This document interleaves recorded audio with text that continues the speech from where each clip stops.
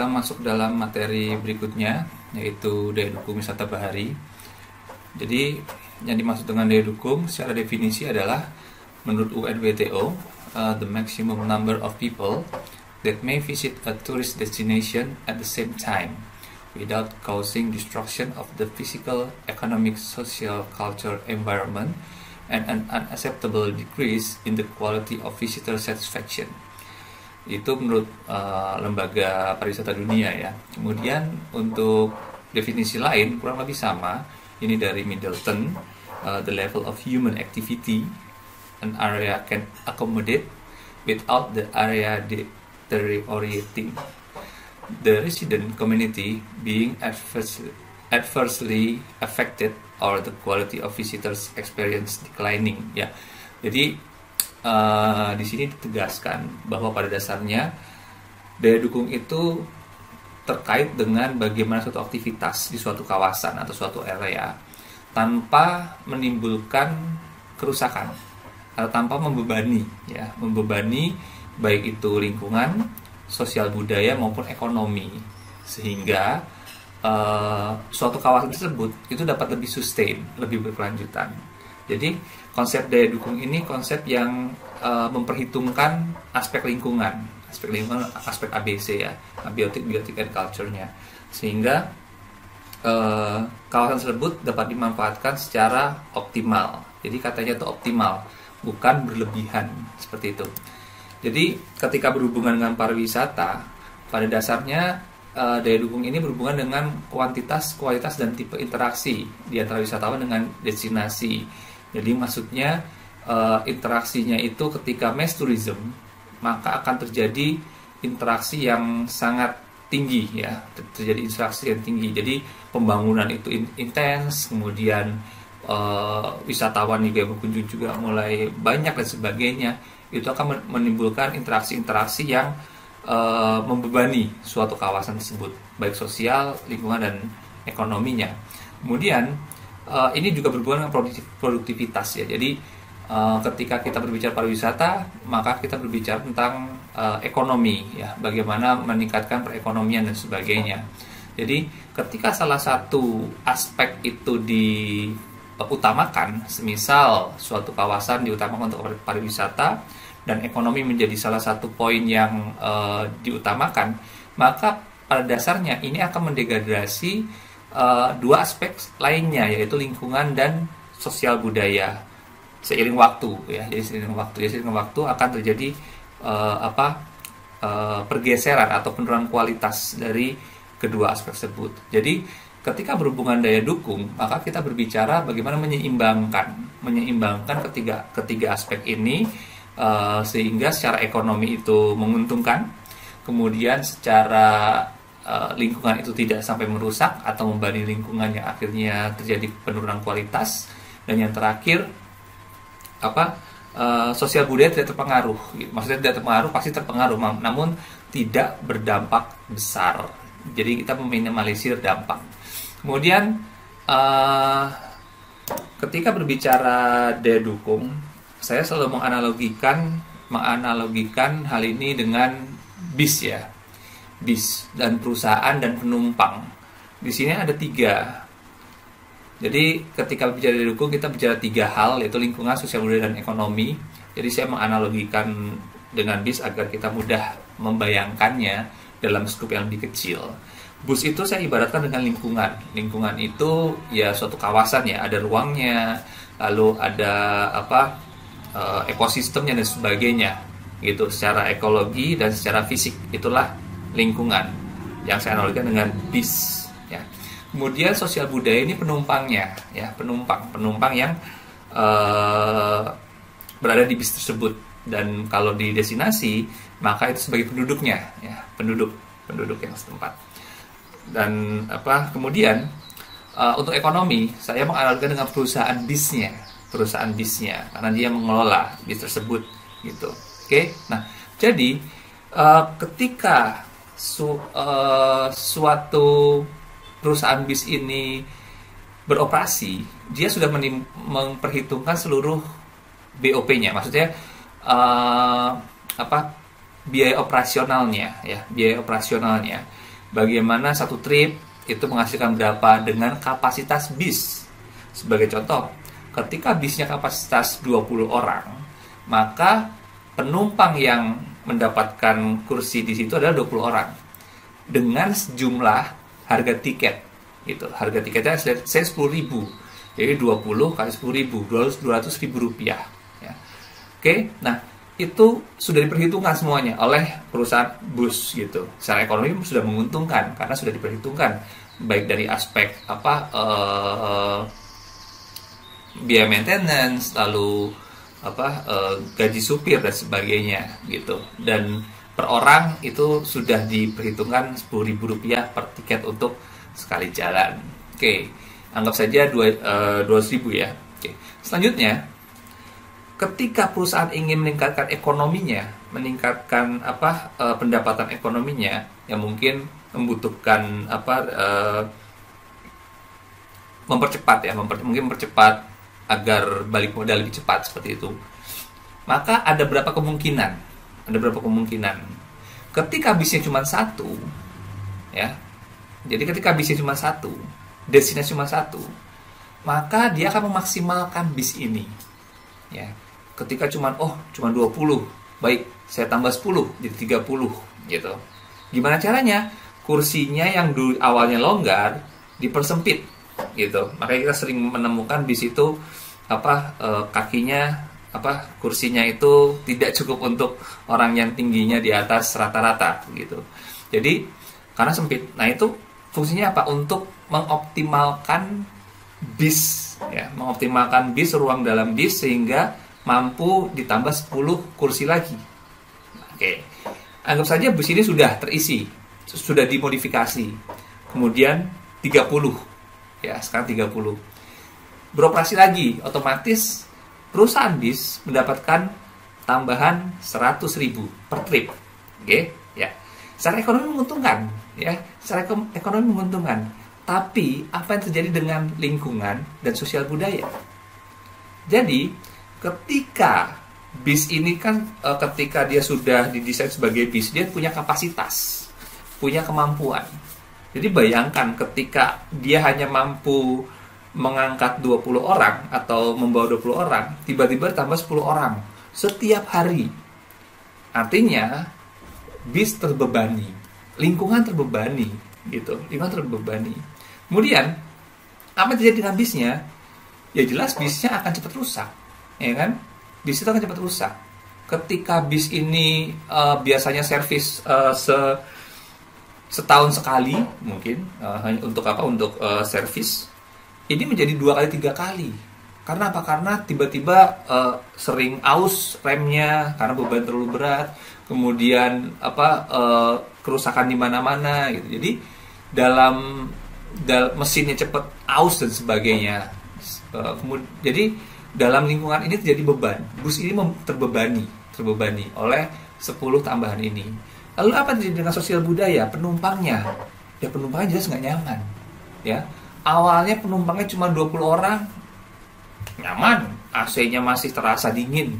Tapi begitu sudah kemasukan 10 orang, ya tambahan, maka AC-nya tidak dingin lagi. Ya karena sudah semakin banyak orang di satu ruangan, AC itu susah untuk dinginnya.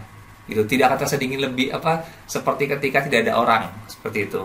Jadi kemudian menjadi sempit, otomatis penumpang tidak begitu nyaman. Jadi terjadi perubahan di sini, terjadi ketidaknyamanan. Ya, kalau di destinasi wisata itu ya ketidaknyamanannya bisa dari penduduk maupun dari wisatawannya, gitu. Jadi ketika terjadi overcrowd di suatu destinasi, penduduk ini akan merasakan ada perubahan. Nanti saya jelaskan di daya dukung sosial budaya. Kemudian wisatawan ini semakin juga ketika terlalu crowded, ya mereka tidak begitu nyaman untuk beraktivitas. Nah inilah sebuah analogi yang menurut saya cukup sederhana dan bisa dikaitkan dengan suatu destinasi gitu. Oke, baik. Jadi saya akan menjelaskan ke tiga aspek daya dukung, yaitu daya dukung lingkungan, yang kedua daya dukung sosial budaya, dan daya dukung ekonomi. Baik, selanjutnya kita masuk ke daya dukung lingkungan. Di sini daya dukung lingkungan ada dua ya, ada lingkungan fisik. Secara fisik ini berarti ruang ya, luasan, ruang, luasan. Kemudian dan daya dukung ekologi. Ekologi ini ekosistemnya, ekosistem yang terdapat di destinasi tersebut.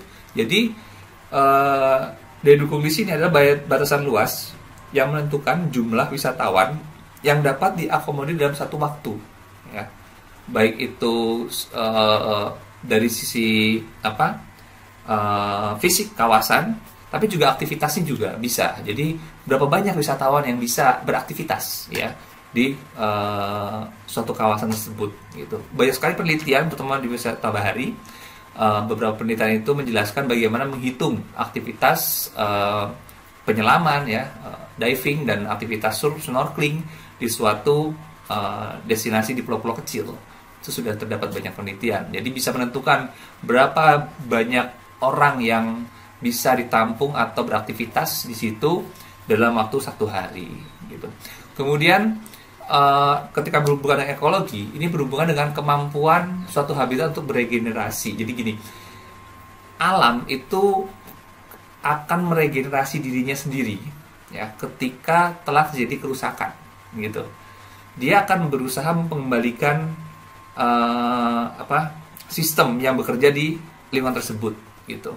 Ketika aktivitas itu tidak memberikan suatu waktu, memberikan waktu bagi lingkungan ini, ekologi ini untuk merecovery dirinya sendiri, makanya akan terjadi kerusakan gitu. Karena ya mereka tidak punya waktu. Begitu sudah merecovery, aktivitas wisata berlanjut lagi, otomatis akan jadi kerusakan seperti itu.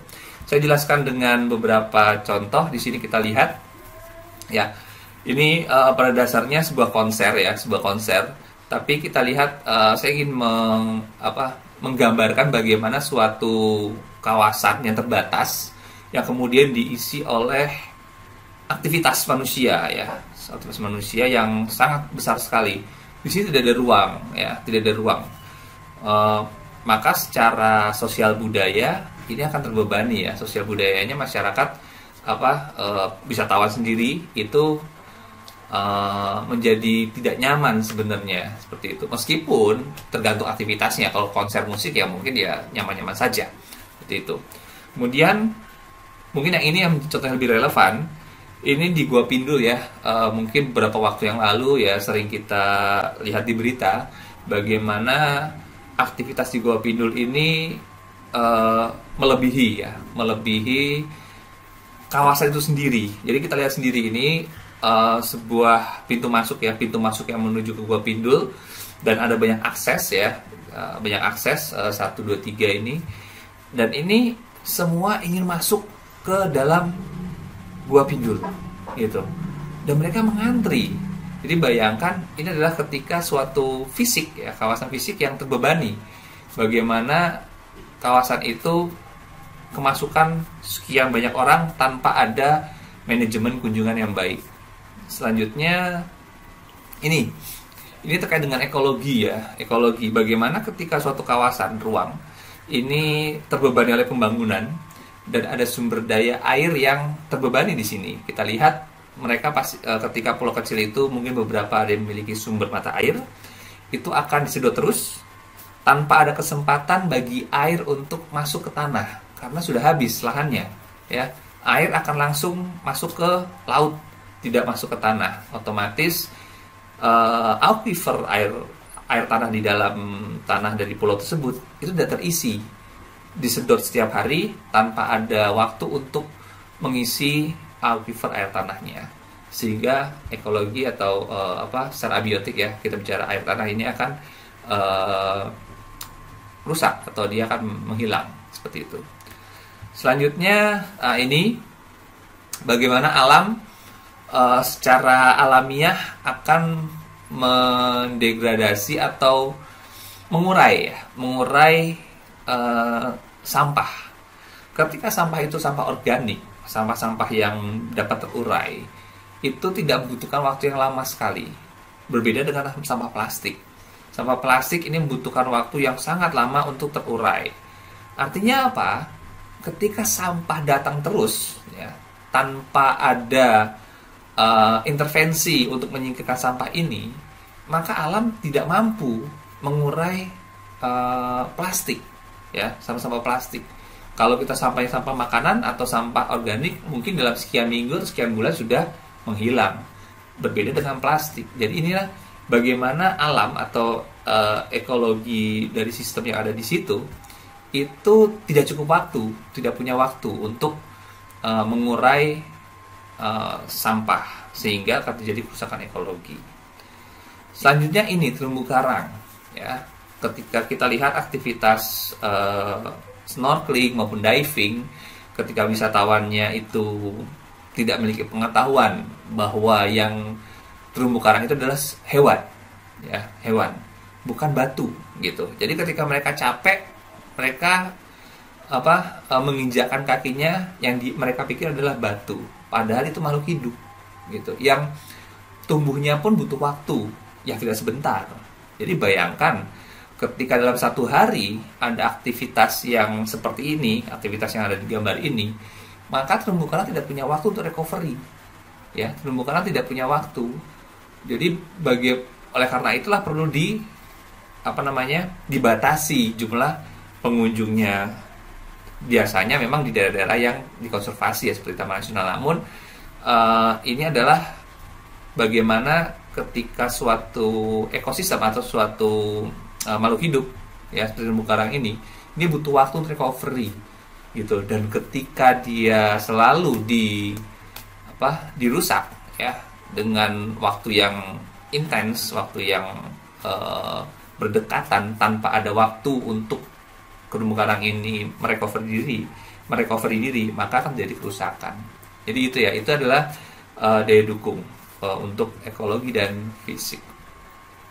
Selanjutnya, ketika berbicara daya dukung sosial budaya, ini berhubungan dengan dampak negatif sosial budaya. Jadi ini before, ya, before terjadi dampak negatif. Jadi ketika bicara daya dukung, kita bicara angka yang optimal. Kemudian ya, bagaimana jangan sampai pembangunan, ya, itu mempengaruhi atau memberikan dampak negatif yang besar. Kita meminimalisir dampak negatif. Oke.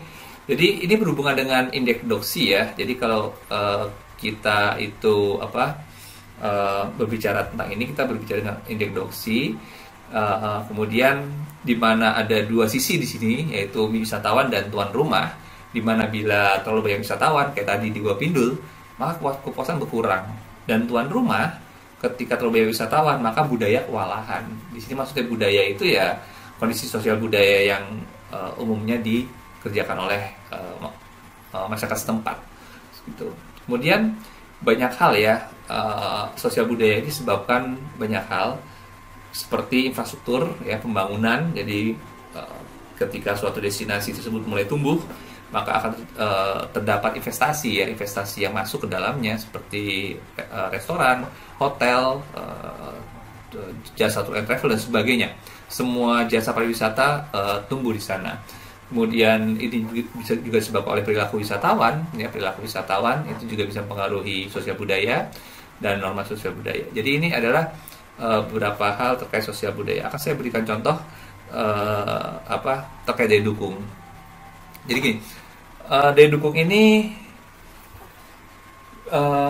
sesuai dengan siklus Butler, ya, siklus hidup produk wisata oleh Butler. Jadi di mana ada beberapa tahapan untuk suatu destinasi tersebut ketika masuk sektor pariwisata. Ada tahapan exploration, involvement, development, consolidation, stagnation. Ketika sudah stagnation, itu akan ada dua pilihan, mau tetap stagnation atau rejuvenation atau decline. Ini tergantung pengelolanya nanti, gitu. Oke, ketika mereka menerapkan daya dukung, maka itu bisa saja rejuvenation, gitu. Tapi ketika mereka mengeksploitasi, maka akan decline. Oke, jadi saya jelaskan dari awal tahap exploration. Ketika suatu destinasi ini baru ditemukan, maka masyarakat ini akan euforia. Ya. Euforia itu artinya senang, excited, ada sesuatu yang baru. Contoh paling gampangnya adalah di Gunung Kidul itu biasa sekali pantai-pantai baru yang tumbuh, ya. dengan masyarakat yang menginisiasi untuk pengembangannya. Di situ masyarakat senang, maksud masyarakat senang ini mereka menata sendiri, mereka membuat jalannya, mereka memperbaikin membersihkan alang-ilalang dan sebagainya agar wisatawan dapat masuk ke sana secara mudah dan nyaman. Jadi masyarakat euforia di situ. Dari situ mulai ada hubungan antara wisatawan dengan masyarakat. Bagaimana mereka berkenalan dan sebagainya. Sudah ada kontak sosial budaya di sana seperti itu. Kemudian masuk dalam tahap involvement, development hingga consolidation.